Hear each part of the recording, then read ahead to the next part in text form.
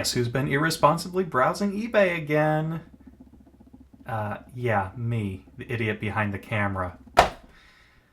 Oh, boy, do I have a treat for you guys today. So, this is a smartwatch.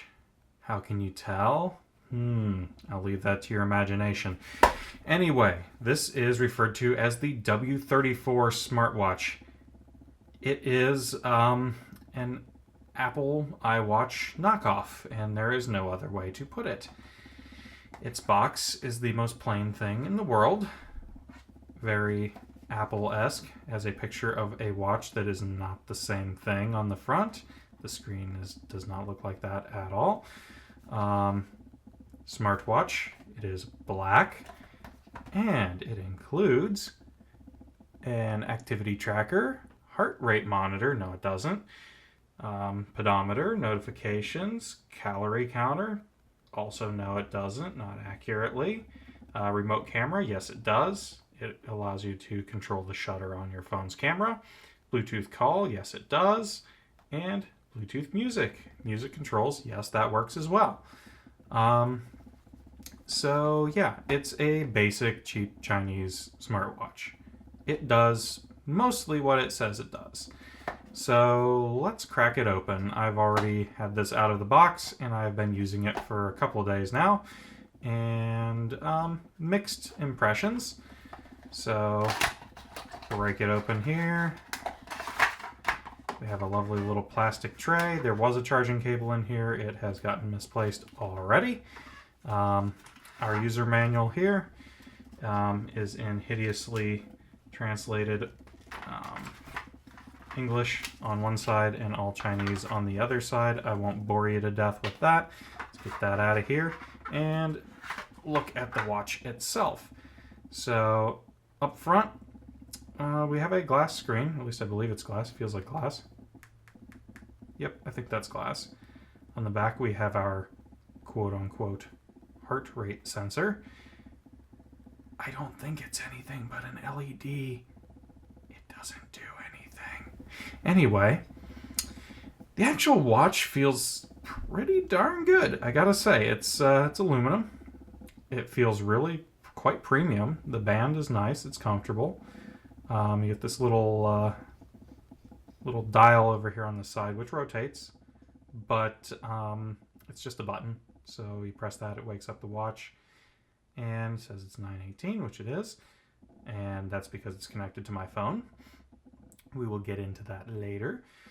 But yeah, overall fit and finish and actual build quality of the device is fantastic. It feels great.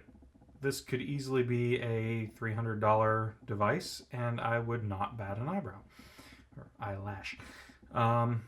It feels pretty darn good. I wouldn't complain. We'll just put it that way. On the side here, we got our little charging port, micro USB. Kind of disappointing that they didn't use Type-C or something else, like a little magnetic stand or something that it fits into. But hey, it's cheap. That's what they can afford to put in there, so fine. The screen is supposedly IPS.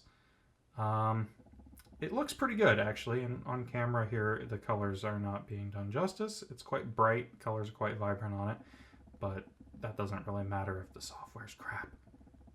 Spoiler, it is. Anyway, so if you swipe down from the top, screen went off. You have your little Bluetooth notification, sound notification, and battery, along with time and date. Swipe back up, and goes back to the main screen. Swipe over, and it gets into your little menu here. Now, there's a whole bunch of options in here. Yeah, basically, let's go to Bluetooth music. This gives you a basic music control. Swipe back, goes back to the menu. Thankfully does remember what page you're on. Alarm allows you to set alarms. Calendar allows you to view if you can click on it. The software isn't magically great.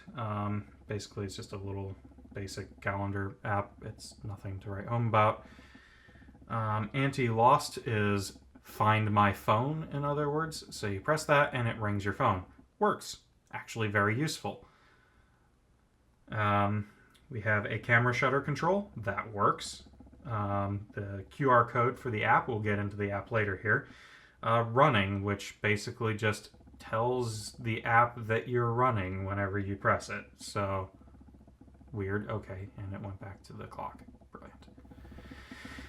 Yeah, history. Don't know what that actually does. It always just says empty. Theme allows you to pick from a black background or a crap background. We won't worry about that. Stopwatch is a stopwatch. Calculator is a crusty little calculator. It works. Motion gestures, don't turn that on.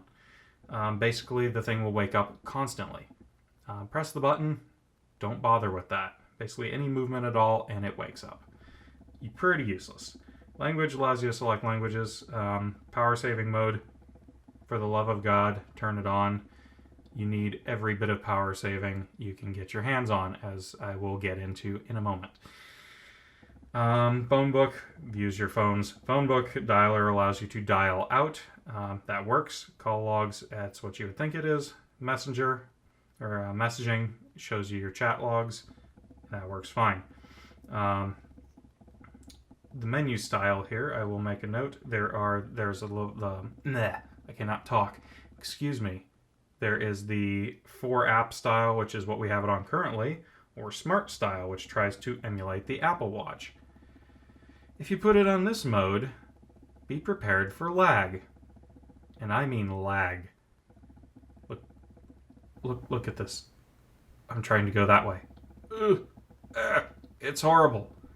Excuse me while I take a moment to put this back into the other mode, because this is barely usable at all. I can't find the settings button. Where is it? There it is. Okay.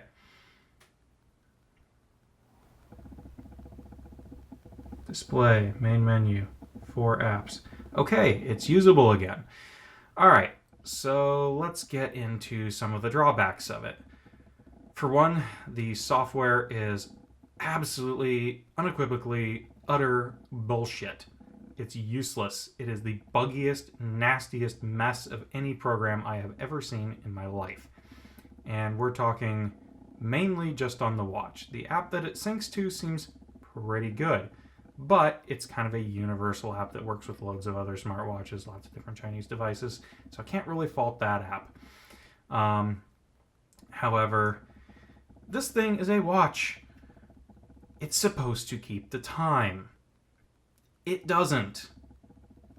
If it disconnects from your phone, it just picks a random time and sets it to it. Generally, 12 o'clock, it seems to roll over to the next day for some reason. Then when it connects back to your phone, it doesn't set it back. Now, I have sync time turned on. I have turned it off, and now it just keeps the same. It just tells its internal time. It calculates it itself. But you should be able to have it sync to your phone and pull the time down whenever it syncs to the phone. That's kind of the idea behind that. It does it once, and then it gives up. So if you walk away from your phone, your watch no longer tells the time. So that's drawback number 1. Drawback number 2 is the battery. You're going to probably charge it at least once overnight and once about halfway through the day. It's not magically brilliant. Yeah, I'm not pleased with that. It basically makes the device unusable for an actual smartwatch. You don't want to charge your watch halfway through the day. That's just stupid. And drawback number 3 is this quote-unquote heart rate sensor, which looks the part, but it doesn't do anything. It tells me I'm between 75 and 89 beats per minute all the time.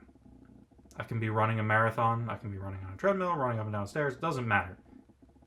It's always the same. And I know, comparing it to other fitness tracking devices, that is just not correct. It's just making up numbers and displaying them on the screen. So either that or the sensor's faulty, but you don't even have to have it on your wrist. Like, let me demonstrate. Let's go to heart rate. Also very iffy when touching it. Press start. It says 0 beats per minute. That's good. Let's hold it here for a moment. It's not on me. Our little green light is shining. Oh, look. Focus you. Anyway, we have 85 beats per minute. Oh, look, 80. Yeah. Quite clearly should be 0. Let's put it on my wrist and demonstrate that it doesn't change. 89. I'm pressing it down quite hard. This should be reading something. 84.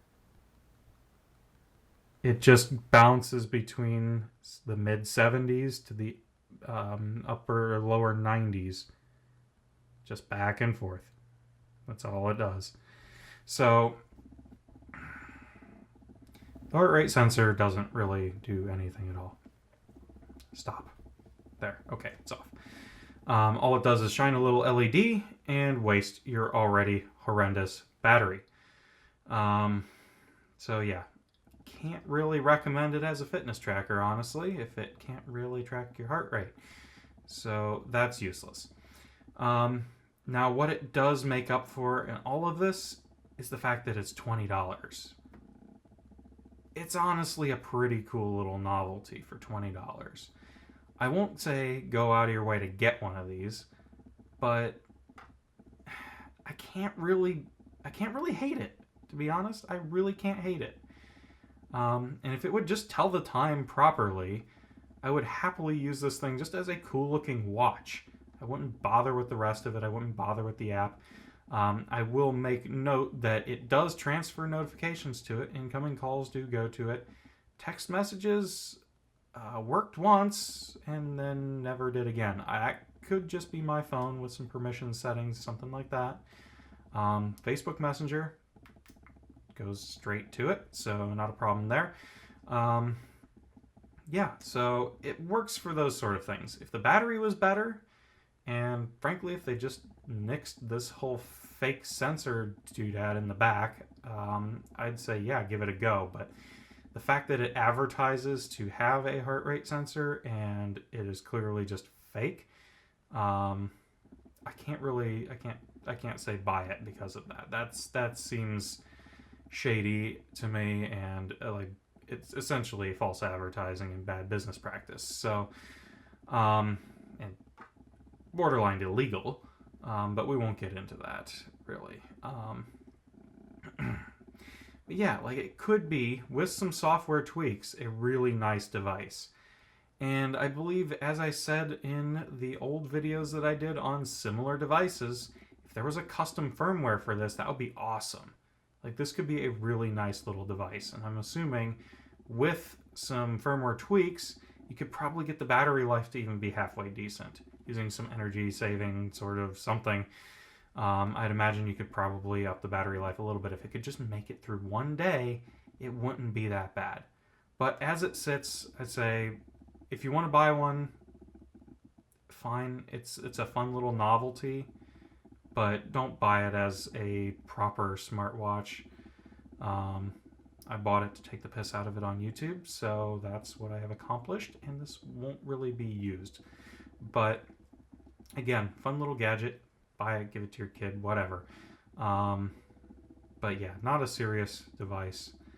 And that's really where we got to leave it. So, hope you guys enjoyed. Let me know what you think. I like grabbing these weird little Chinese devices and trying them out. So, you'll probably see more of these in and amongst my other content. So, yeah, if you like it, cool. I will be making more of these. So, hope you guys enjoyed, and stay tuned for more videos.